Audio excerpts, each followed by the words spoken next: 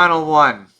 Ali recommended another movie. It was a movie called Timeline. Be careful. Who's going in first? Five young archaeologists have made a remarkable discovery. Help me. From the best-selling thriller by Michael Crichton. Your father wrote that, but he wrote it 600 years ago. What?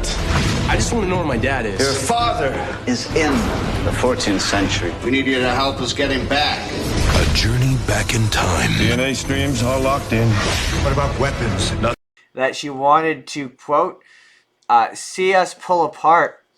And I will inevitably probably turn this into its own YouTube video so she doesn't have to comb through 2.5 hours of podcast to do so. Huzzah! Huzzah! Now, okay. I think probably she expected me to think this movie was bad, and it kind of is. So here's what this movie's about. So a company is sponsoring an archaeological dig of these archaeologists because through experimentation and attempting to transport items, they tapped into a wormhole which allows them to access one incredibly specific moment in time. France, I think it's France in the 1400s. But this one very specific battle between the English and the French, where they're fighting each other over this one specific village, and they can go back to this one specific moment. And Paul Walker from Fast and Furious, his dad, Bill Connolly, the Scottish guy you would recognize if you heard his voice, he has gone back in time. So Paul Walker, Gerard Butler, a girl, and a French guy, and I think that's it, all have to go back in time to find Paul Walker's dad. Okay. Hijinks ensue. And it's kind of, I will say I did appreciate that when they go back in time in order to avoid although ultimately it becomes weird because it doesn't matter, but in order to avoid changing the timeline too badly, they all have to wear period accurate clothing and remove anything from the future. They do eventually, because the whole inciting incident is they find the dad's glasses and a note carved into an ancient Thingamajigger? artifact. And the one guy's like, did someone do this in Thingamajigger. modern time? No, it's carbon dated for 600 years ago. It's that's impossible. It looks like it's your dad's handwriting. He's like, your dad knows that he would never desecrate such an artifact like this, and it's from a long time ago. And it's one of those movies where it's trying to make archaeology hot and sexy and cool and awesome and fun. So it's an Indiana Jones. Kind of, but it's Gerard Butler at the peak of his youth, so he's young and sexy and he's hot and it's Paul Walker and he's yeah, it's a different kind of sexy. I know, I immediately went, no, it's Indiana Jones. I'm no, but it's a different kind of A new age sex. yeah, a male model sexy. He's too sexy for his shirt. Too sexy for his shirt. Too sexy. And so early in the movie, Gerard Butler finds this tomb of this knight, and midway through the movie, he realizes that he's the knight that he found the tomb, and so it's his destiny to stay back in time and to become this knight that they found this tomb. And it's really weird because it's such a specific moment in time that I'm sure if you're familiar with 13th to 14th century French English wars, this might be doing it for you, but it's not really doing anything for me. I will say I really enjoy Gerard Butler. He's weirdly charming in this movie, and he's young. It's a young Gerard Butler, but he's got this weird he's that kind of charming, handsome dude that you just want to hate. You know, where it's you want to hate him so bad, He's like, I hate you because you're handsome, and it's obnoxious. And you're like, ah, but he's just so nice. Why is he so nice? Girls want to hate him, men want to be him. Right? And you're like, you're just so charming, effortlessly charming. I hate it. I He's hate you. he's such a Chad. Yeah, exactly. Ugh. Um, and yeah, it's the time travel doesn't make a ton of sense. That there's a point where like it's written by the guy who wrote Jurassic Park, and so it has that bit. You know, in Jurassic Park, it has that bit where the park gets struck by lightning and all the security systems shut down. Yeah, yeah. So like it does that thing because it's a Michael Crichton story where like yeah it comes into an already established world mechanically. So just like Jurassic World, they know how the technology works. Like they have an idea. They've done this before. There's a really funny bit where they're about to go back in time. He's like, oh yeah, incidentally, this is incredibly painful and it's gonna hurt like a lot. I didn't tell you because I thought it might dissuade you. Good luck.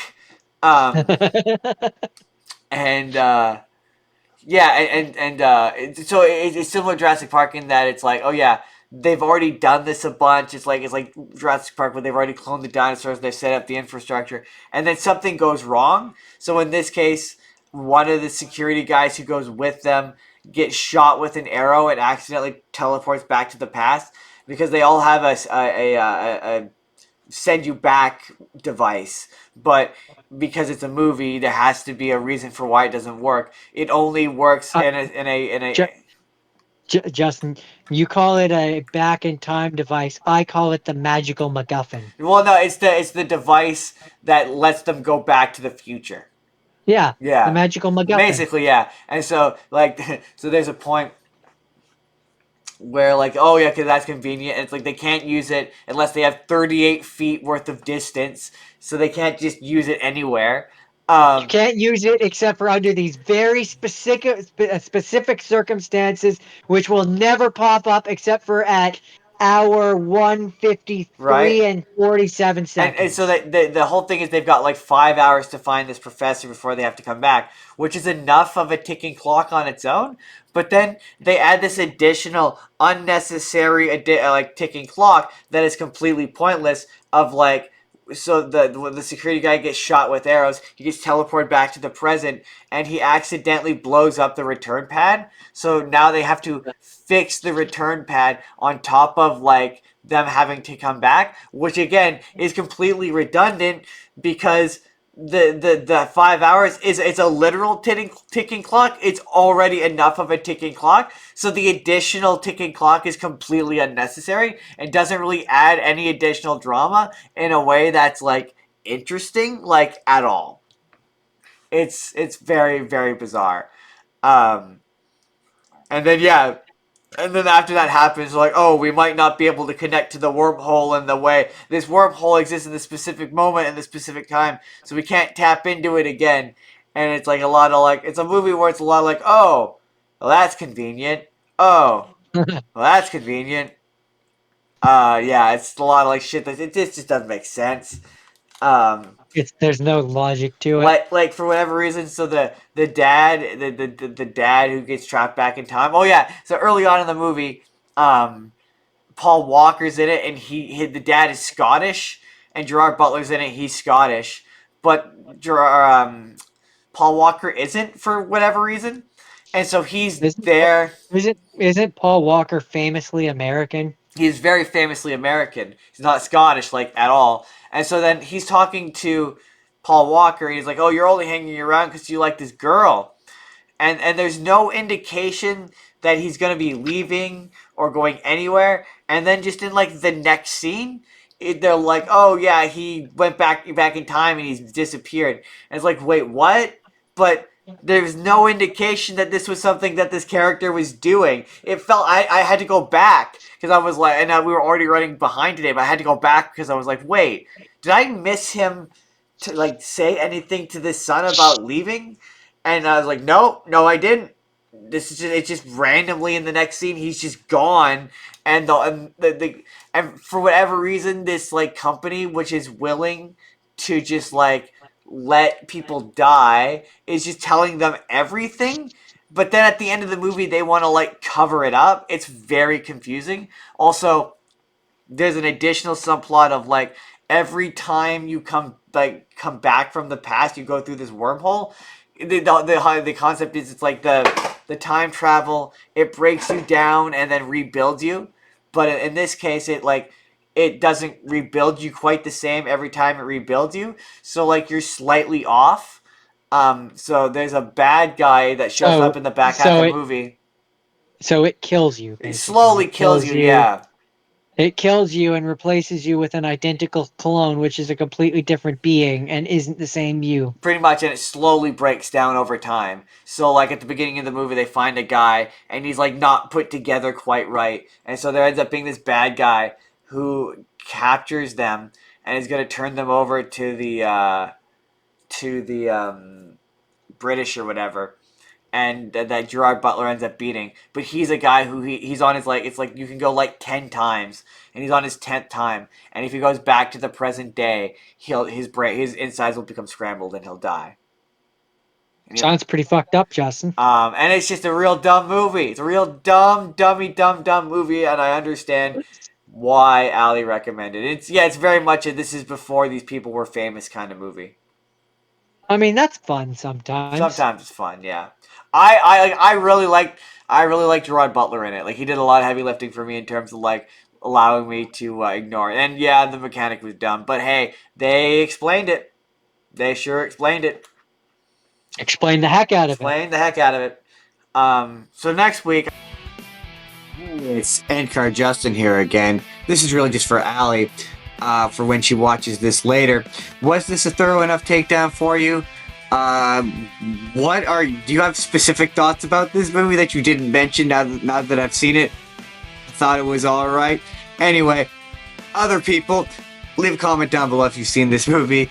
If you want to see the full podcast that this video is from, you can click the video on the left where we talk about all kinds of time travel shenanigans, or you click the video on the right and YouTube is going to suggest a random video that it thinks you're going to enjoy. Otherwise, click subscribe if you haven't already. Have a good day, everybody.